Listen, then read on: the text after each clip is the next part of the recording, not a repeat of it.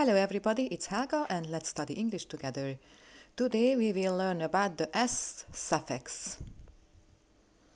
When the verbs end in S, SH, CH, X and O, we put an ES. For example, pass, passes, wash, washes, teach, teaches, fix, fixes, go, goes.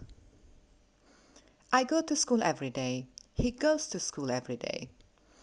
When verbs ending in consonant plus Y, remove the Y and add IES. For example, try, tries, dry, dries.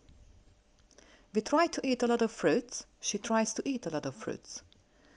Verbs ending in vowel plus Y, just add an S suffix. For example, play, plays, enjoy, enjoys. They play football, he plays football. In other cases, just add an S suffix. Read, reads, eat, eats, sleep, sleeps. I eat a lot, she eats a lot.